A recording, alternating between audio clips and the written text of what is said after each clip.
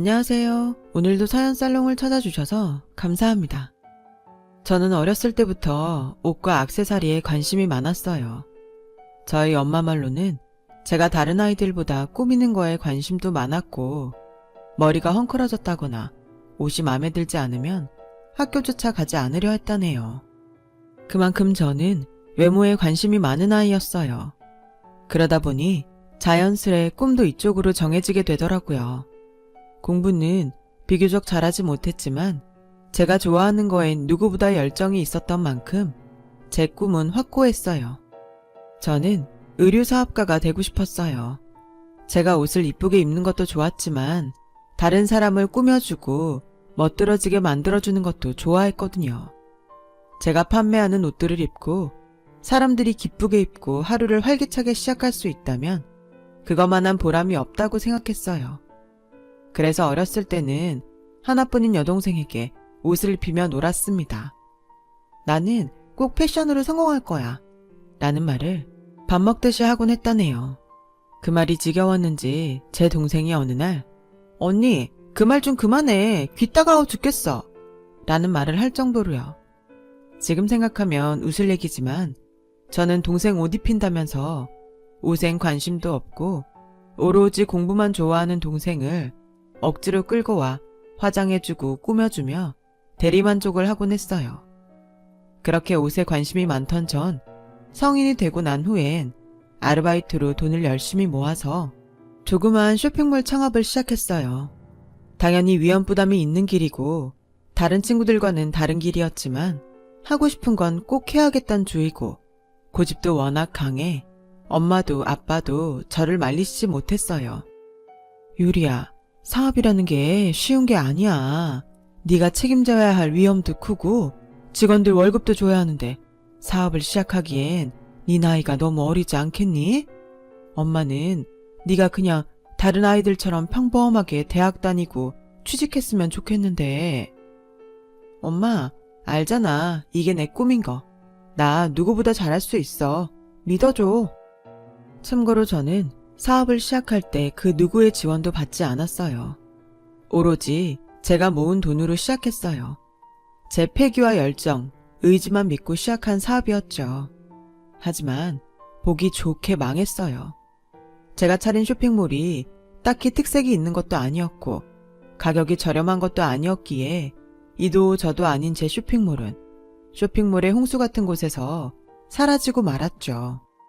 유리야, 너무 상심하지 말고 이제는 취업해서 남들처럼 평범하게 살아라. 넌 뭐든 잘할 수 있을 거야. 알겠어. 엄마는 사업 실패로 쓰라린 고통을 안고 있는 제게 이제는 그만 포기할 때도 됐다며 저를 어르고 달랬어요. 저도 당시엔 이제 모든 걸 인정하고 내려와야 될 때라는 걸 알았기에 그래야만 했죠. 하지만 막상 또 포기하려니 사람 마음이 쉽게 움직여지질 않더라고요. 결국은 SNS로 액세서리를 팔기 시작했고 액세서리는 제가 직접 손수 동대문 시장에서 재료를 떼와 일일이 만들었습니다. 다행히 이번의 시도는 괜찮았어요. 많은 수입을 창출한 건 아니지만 나름대로 스스로를 자랑스러워할 만한 결과였기에 자부심도 올라가고 자존심도 되찾았죠. 잘 될 줄 알았어, 유리야. 그렇게 열심히 살더니 해냈구나. 가족들도 친구들도 모두 제 성공을 축하해 주었고 늘 기죽어 있다 부모님 앞에 당당할 수 있어 그것만으로도 너무 행복했어요. 그러던 중 만나게 된 것이 바로 지금의 남편이었어요. 어린 나이에 또래보다 큰 돈을 만지고 자존심도 세던 시절 남편은 유일하게 제 마음에 들던 단 한 명의 남자였어요. 남편은 제가 차린 쇼핑몰에 협력업체 직원이었는데 미팅을 자주 가지면서 친해지게 됐어요. 사람이 자주 보면 정이 든다고 하잖아요. 남편과 미팅도 자주 가지고 끝나고 밥도 함께 하다 보니 일을 떠나 가끔은 사적인 얘기도 할 수 있을 정도로 어느새 꽤 친한 사이가 되어 있더라고요. 더군다나 제가 당시 매장을 오픈한 지 얼마 되지 않아 여러모로 걱정을 많이 했을 때였는데 남편이 옆에서 많이 조언을 해주곤 했어요. 일적인 조언도 해주었지만 정신적으로도 큰 지지를 해주었어요. 누군가에게 기대지 않는 성격이었던 저도 무장해제를 시켜버리는 그런 사람이었답니다. 사소한 말이지만 잘 될 거라 믿어요, 대표님. 이번에 나온 옷들이 너무 고급스럽고 세련됐는데요. 하는 메시지들을 보내면서 말이죠. 그런 남편의 말을 들으며 저는 점차 남편에게 조금씩 의지를 하게 되었고 어느새 남편을 일적인 사이가 아닌 남자로 생각하게 되었어요. 거기에 마침 남편이 저에게 대표님, 오늘 저랑 저녁 먹으러 가지 않을래요? 제가 사드릴게요. 하는 얘기를 하면서 저희는 자연스레 데이트 코스를 밟게 되었죠. 남편과 연애를 하면서 남편이 외동이라는 것도 알게 됐는데요. 흔히 외동아들이라면 집안의 사랑을 많이 받고 자라 조금 건방지거나 성격이 안 좋을 거라는 편견을 가지고 있었지만 남편은 아니었어요. 다른 사람에 대한 배려도 많고 이상하게도 만나면 만날수록 질리지 않고 더 알아가고 싶은 사람이더라고요. 늘 저의 재력을 질투하거나 능력을 시기하는 쫌생이 같은 남자들만 만나서 그런지 남편은 그런 면에서도 참 배울 점이 많은 사람이었어요. 그러던 어느 날 제가 남편이 너무 좋았나 봐요. 그만 일을 쳐버린 거죠. 우리 결혼하자. 난 당신이어야만 해. 우리 이렇게 서로 좋아하는데 결혼 안 할 이유 없잖아. 난 당신과 결혼하고 싶어. 자, 당신을 위해 준비한 꽃이야. 뭐야? 이게 설마 지금 자기가 프로포즈 하는 거야? 그럼 이게 프로포즈지 뭐야. 꽃 받아줄 거지? 아니, 아무리 그래도 여자가 프로포즈 하는 게 어딨어. 프로포즈는 남자가 해야지. 자기도 참. 아니, 조금만 기다려주지. 이렇게 선수 치는 게 어딨냐? 프로포즈에 남자 여자가 어딨어. 하고픈 사람이 하는 거지. 나 손 아파. 정말 안 받아줄 거야? 심지어 프로포즈 하는 것도 제가 먼저 했어요. 남편을 놓치면 안 된다는 조바심과 불안함이 한몫했던 것 같아요. 이런 좋은 사람과 평생을 함께 해야겠다는 생각이 컸고 신뢰할 수 있는 사람이었기에 결혼 생활도 문제 없다고 생각했어요. 근데 그렇다고 다 좋은 건 아니었고 한 가지 걱정거리가 있었으니 바로 시어머니 문제였어요. 프로포즈까지 하고 결혼 준비를 시작했는데 남편이 덜컥 그러더라고요. 나 사실 우리 엄마 모시고 살고 싶어. 어머니를? 남편이 시어머니를 모시고 살고 싶어 했어요. 시아버지를 떠나보내고 홀로 계신 시어머니가 우울증 증세가 있다면서 많이 걱정했거든요. 시어머니를 모시고 살 다른 자식이 있는 것도 아니었고 시어머니의 동생분이 가끔 오시긴 하는데 그것도 어쩌다 한 번이라고 하더라고요. 그래서 저도 이 문제를 어찌해야 할지 저는 고민에 또 고민을 거듭하게 되었어요. 당신에게 강요하고 싶지 않아. 나는 우리끼리 단란하게 결혼 생활을 시작하는 것도 좋아. 그러니 부담 갖지 말고 결정해줘. 나도 사실 많이 생각해봤는데 솔직히 말해서 같이 사는 건 내 입장에선 좀 부담스러워. 그래서 말인데 어머님과 가까운 집으로 신혼집을 잡아 자주 왕래하는 건 어떨까? 알겠어. 그것도 괜찮아. 제가 제안한 건 바로 어머니 집 근처에 신혼집을 마련하는 거였어요. 남편이 얼마나 착한 사람인지 알고 그 성정이 얼마나 괜찮은 사람인지 알기에 저 나름대로 남편을 배려한 거였어요.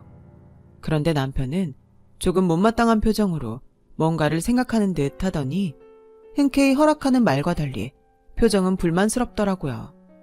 남편의 반응이 찝찝하긴 했지만 이게 저로서도 최선이었으니 저는 시어머니 댁 근처에서 신혼생활을 시작하게 되었습니다.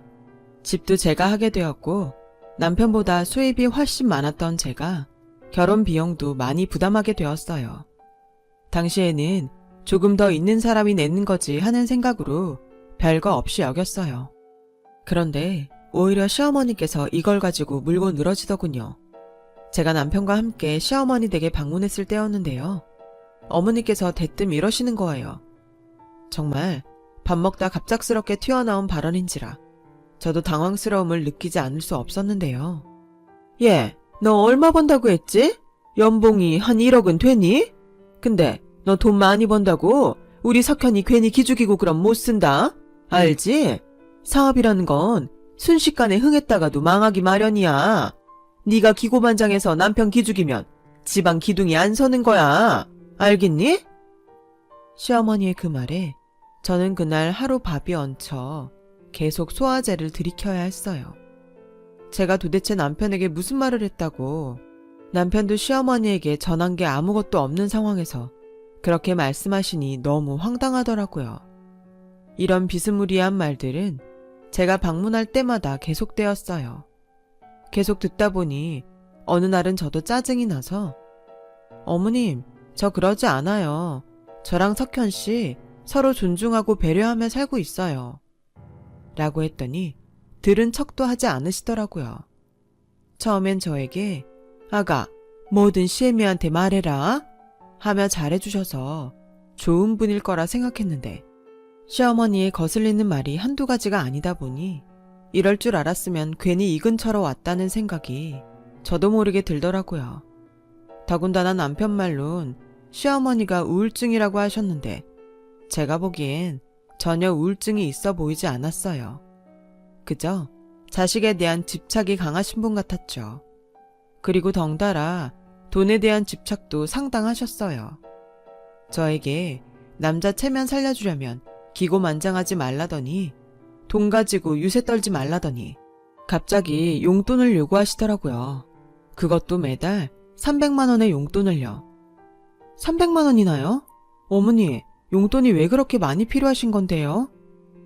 예, 너는 그걸 뭘 알려하니? 시애미가 달라 하면 그냥 주는 거지 뭔 말이 많어. 너 그 연봉 받고 일하면서 나에게 고작 그 돈 주는 게 아깝니?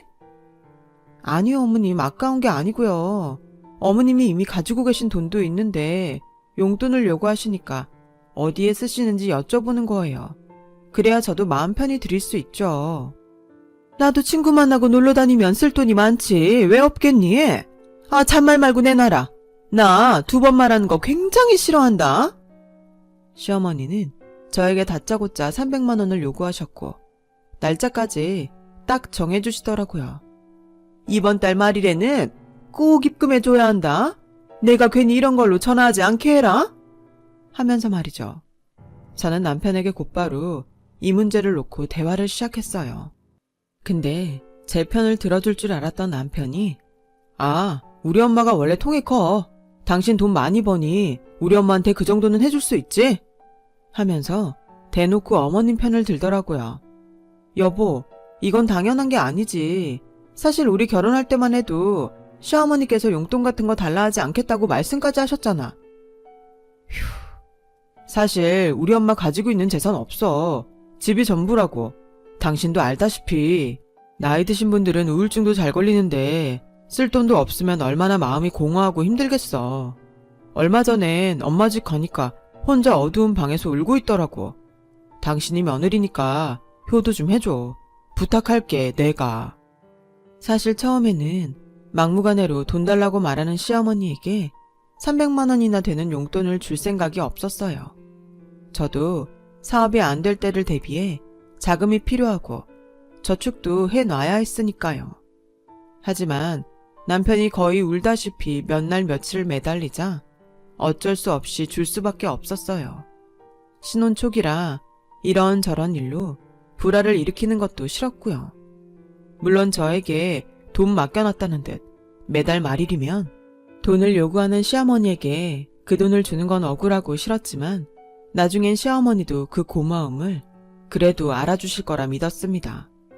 그런데 시어머니는 고마움을 알아주기는커녕 용돈의 금액을 점차 늘려가길 원했어요. 거기다 생일날 포장까지 정성스레 해간 선물에는 이런 반응을 보이셨죠. 아, 다른 집 며느리들은 용돈으로 500씩 턱턱 준다는데 솔직히 생일 선물로 명품백 선물 정도는 기대했는데 조금 실망이긴 하다. 이거 건강식품 얼마나 한다고 이런 걸 사오니? 어머님, 이 건강식품도 비싼 거예요. 아, 됐다 얘. 내가 널 데리고 무슨 말을 하니? 이런 시어머니의 말을 듣고 있다 보면 시어머니가 나를 미워하지 않고선 저럴 수가 있을까 싶었고 시어머닌 그 정도로 돈에 관해 진상이었어요. 거기다 시어머니만 비정상이었으면 참 좋으련만 결혼 생활 중 한 가지 문제가 더 있었으니 남편이 시댁을 너무 자주 들른다는 거였어요. 물론 처음엔 굳이 저를 끌고 가려거나 하지 않았기 때문에 제가 크게 불편할 일은 없었어요. 그런데 그 횟수가 너무 잦더라고요. 마치 자기 어머니에게 집착하는 사람 마냥 일주일에 서너 번은 시댁을 드나들더군요. 여보, 나 어머니 집 갔다 올게. 어? 오늘도? 주말에 우리 잠깐 쇼핑몰 가기로 했잖아. 살 것들도 많은데. 아, 그랬나? 깜빡하고 있었는데. 당신이 내 옷까지 사다 줘. 당시 제가 임신을 했을 때였어요.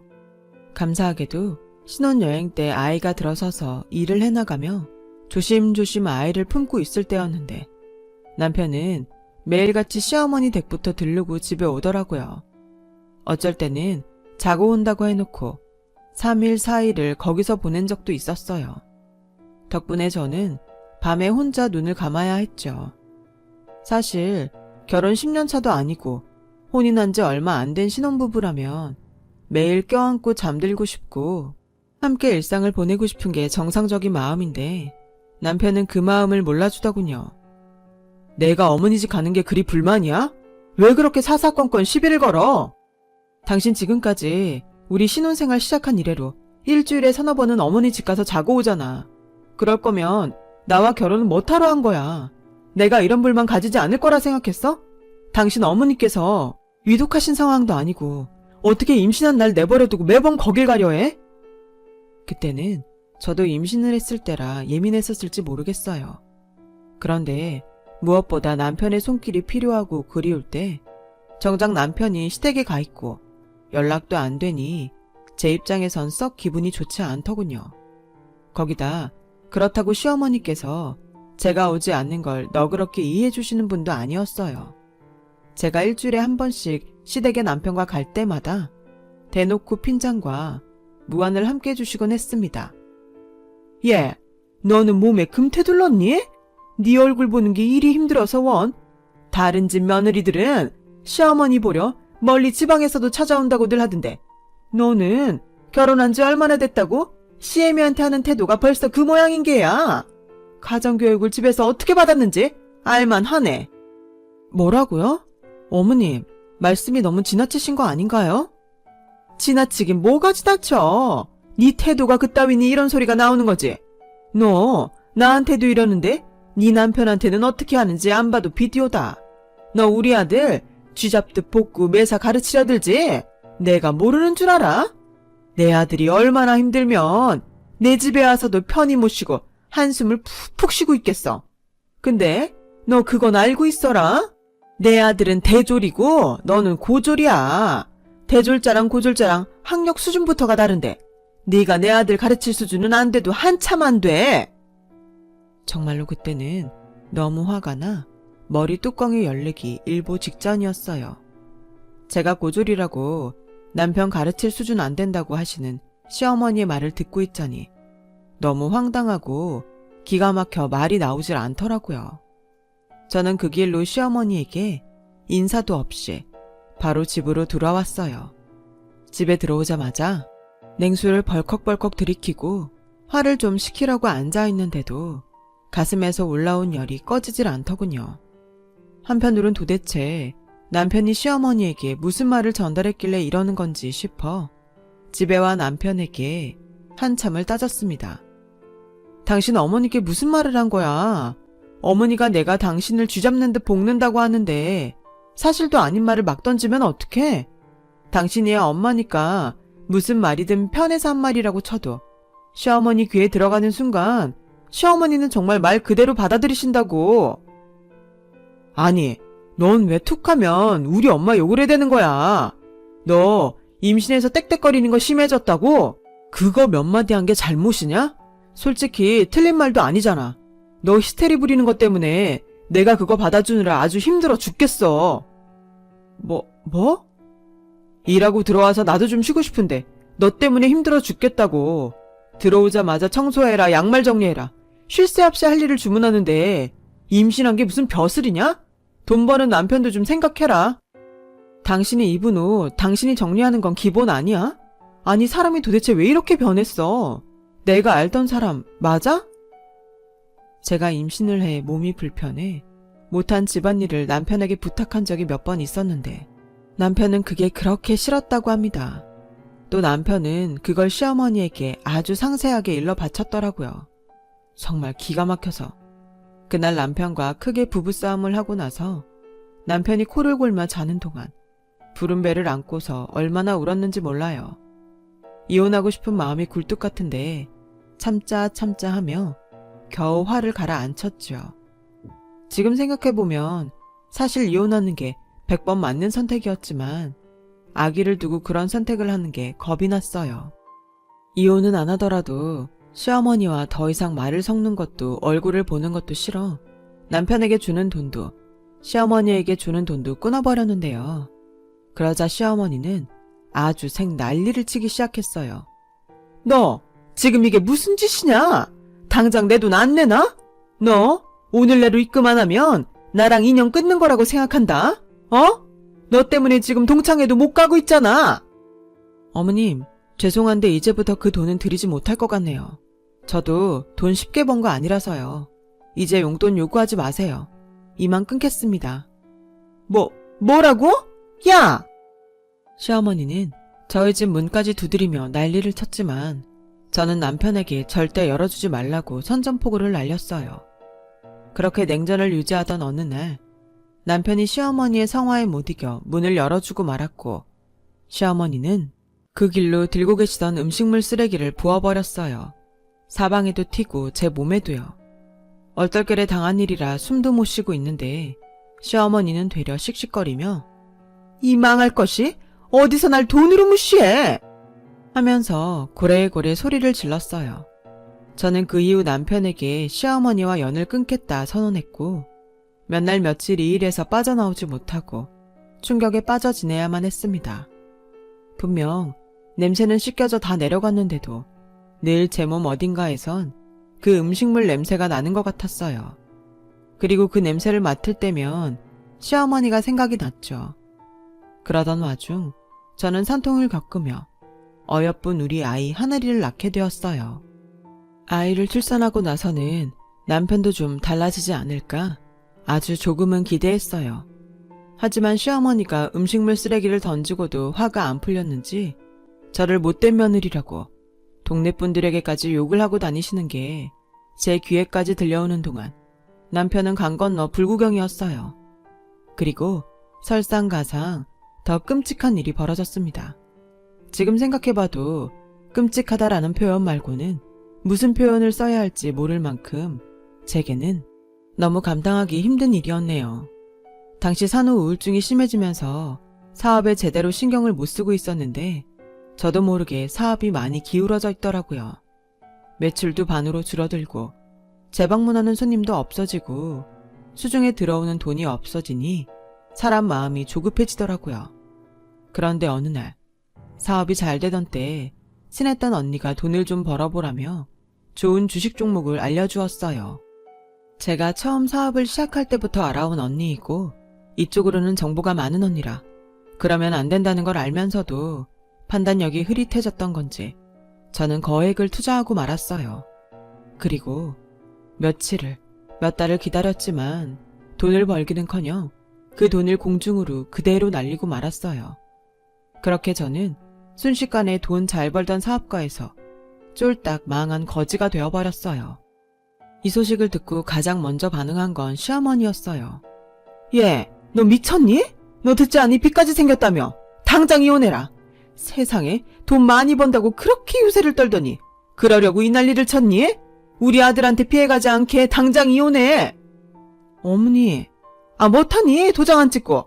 그런 이 심보를 좋게 써야지. 시애미한테 돈 안 준다고 뻗팅기고 그럴 때부터 알아봤다. 너 같은 건 망해도 싸다 싸. 사람 얼굴에 대고 저런 말을 할 수 있는 사람이 몇이나 될까요? 아마 별로 되지 않을 거예요. 그래도 양심이 있다면 나를 조금은 감싸주겠지 싶어 남편을 바라보았지만 남편도 저를 외면했어요. 우리 사실 결혼 생활 내내 계속 삐끗했잖아. 이미 서로 안 맞는 거 알고 있었고 여기까지만 하는 게 맞는 것 같아. 그렇게 이혼을 당하고 말았습니다. 이혼을 하는 과정도 만만치 않았어요. 정신적으로 하루하루가 고통스러웠어요. 어쩌다 이렇게 됐나? 내가 왜 이런 실수를 했을까? 어디서부터 인생이 꼬인 걸까? 정답이 없는 질문만 계속 머릿속에 맴돌았고 시어머니는 그 와중에 여자 잘못 만나 내 아들 팔자가 꼬였다. 이래서 집안에 여자를 잘 들였어야 하는 건데 너 때문에 내 아들 꼴이 이게 뭐니? 하면서 끝까지 저를 비난하셨어요. 그나마 하나 다행스러웠던 건 남편이 양육권을 주장하지 않을까 걱정했는데 자식에게 정이 없던 인간이라 그런지 애는 저보고 키우라고 하더군요. 이혼 후 본격적인 고생길이 시작됐어요. 갈 데가 없어 친구 집을 전전해야 했는데요. 차마 고향으로 내려가기엔 부모님 얼굴 보기가 죄스럽고 창피해서 그런지 연락을 못했는데 부모님께서 먼저 연락이 왔어요. 너 뭐 때문에 집에 못 오고 있는 거야? 얼른 짐 싸들고 집으로 와라. 애기 감기라도 걸리면 어쩌려고? 얼른 와. 아버지의 호통에 저는 울며 고향집으로 향했고 집에 도착하자마자 어머니와 아버지는 그저 저를 한없이 껴안으시며 이 고통을 위로해 주셨어요. 그리고 아버지는 제가 어떻게 이혼을 당했는지 어떤 결혼 생활을 했는지 알게 되자 당장 무능한 남편과 시어머니를 찾아가겠다며 고래고래 소리를 지르시고 집안은 한바탕 난리가 났죠. 결국 아버지가 시어머니에게 전화를 해선 아니 어떻게 사람을 부려먹을 대로 다 부려먹고 도움 안 되니까 이렇게 내팽개칠 수가 있습니까? 가족이면 더더욱 그러면 안 되는 거 아닙니까? 그런 예의도 몰라요. 하고 소리를 치셨지만 시어머니는 참 이보세요. 그쪽 며느리는 저에게 처음부터 도움이 된 게 하나도 없네요. 제 아들에게도 못했고 저에게도 며느리 노릇한 적 한 번 없는 쓸모없는 애였다고요. 그런 애 걷어줬으니 오히려 그쪽에서 고마워하셔야죠. 라고 말하셨죠. 저희 아버지는 시어머니의 말에 너무 황당해하시며 당신 같은 인간과는 상종하고 싶지도 않다고 말씀하시며 전화를 끊어버렸어요. 그 뒤 저는 부모님께서 돈을 빌려주셔서 단칸방에서 아기와 함께 먹고 자고 하며 마음을 삭혀야 했어요. 그때 처음으로 그런 생각이 들더군요. 이렇게 사는 게 무슨 의미가 있나 하는 생각이요. 나쁜 생각 말이죠. 처참하게 실패한 내 인생이 너무도 부끄러웠고 비참하게 그지없었어요. 가끔 가다 전 남편의 소식을 들으면 그 사람은 떵떵거리며 사는 것 같았는데 저만 이 모양 이 꼴이었죠. 그래도 아기를 보면 생을 포기해야겠다는 그런 생각을 할 수가 없었어요. 저만 바라보는 내 아이를 보면 그런 나쁜 선택을 할 수가 없었지요. 그래서 아이를 친정에 맡기고 그 후 무슨 일이든 닥치는 대로 일을 하면서 이를 악물고 버텼어요. 당시 고졸학력에 저를 써주는 곳이 별로 없고 회사 취직도 쉽지 않아 식당에서 10시간 정도 일을 했는데요. 일은 절로 신음소리가 나올 정도로 힘이 들었지만 그럴 때마다 애 사진을 보면서 이 시기를 견뎌내리라 다짐했고 제가 잘 사는 게 한편으론 남편과 시댁에게 진정한 복수라고 생각했어요. 물론 전 남편에게 도움을 청한 적도 있었어요. 전 남편이 지급하는 양육비가 턱없이 부족했거든요. 하지만 생활비가 부족해서 분유값마저 부담이 된다. 그러니 도움을 달라 하면 전 남편은 제게 딸랑 10만 원을 입금하며 그러더군요. 난 이제 새 여자를 만나 잘 살고 있으니까 다신 연락할 일 없었으면 좋겠다. 너 때문에 졸지에 이혼난까지 됐는데 이제 나한테 그만 피해 끼칠 때도 됐잖아. 어떻게 나도 모자라 제 자식도 그렇게 버릴 수 있는 건지 그때 저는 그놈이 인간 쓰레기보다 못한 인간이라는 걸 깨달았어요. 그렇게 5년이 지났을까요? 아이가 어느 정도 크고 저도 돈을 모아 이제는 저희 둘이 살 수 있는 작은 집을 하나 얻을 수 있었어요. 늘 떨어져 지내다 이제야 내 손으로 아이를 안고 돌볼 수 있어 그것만이라도 다행이라 생각했죠. 풍족하지 못한 환경에서 내 아이를 키워야 하는 현실이 한편으론 퍽퍽하고 버거웠어요. 아이에게 제대로 된 옷도 입히지 못하고 새 신발도 신기지 못하니 엄마로서 너무 죄책감이 들더라고요. 우리 아이가 내가 아닌 다른 엄마를 만났다면 어땠을까? 그런 생각이 하루에도 수십 번 치밀어 오르더군요. 그러던 찰나 시장에서 아이 옷을 살 때였는데 아이 옷을 파는 쇼핑몰을 해보면 어떨까 하는 생각이 들더라고요. 아이 옷에 대한 디자인이나 구체적인 아이디어들도 함께 말입니다. 사실상 자금도 없었고 막상 시작하기에 겁도 났는데 예전에 사업하면서 알던 지인이 투자를 하겠다고 했고 저는 지인의 도움으로 다시 한번 쇼핑몰 창업을 시작하게 되었답니다. 이번에는 큰 욕심이 없었어요.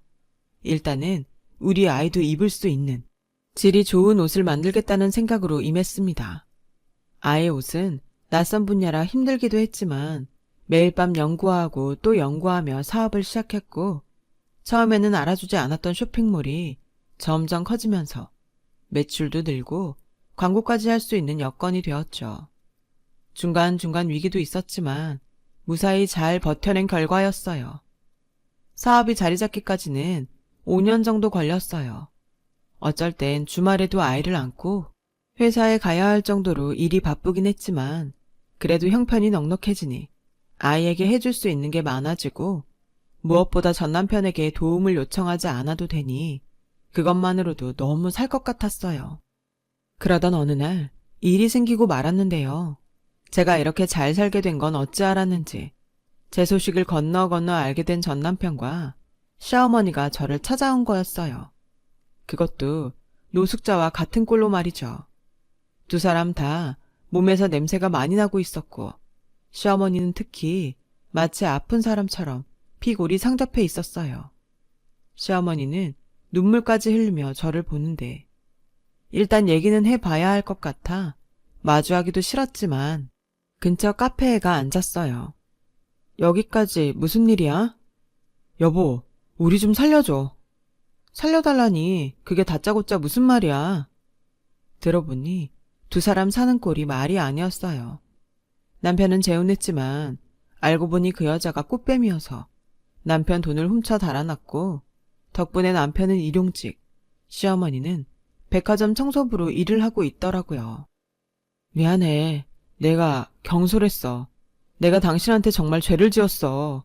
근데 한 번만 봐줘. 나랑 어머니 정말 지옥에 살아. 우리 어머니 암인데도 일하셔야 하고 나는 거지만도 못하게 살고 있어. 당신 예정을 생각해서 한 번만 우릴 도와주면 안 될까? SNS에서 보니까 당신 회사 유명하더라고. 꽤 성공한 것 같던데. 그냥 5천만 원 정도만 주면 어떻게든 먹고 살아가 볼게. 안 될까? 5천만 원? 그러니까 나한테 돈을 달라고 찾아온 거니? 예, 아가.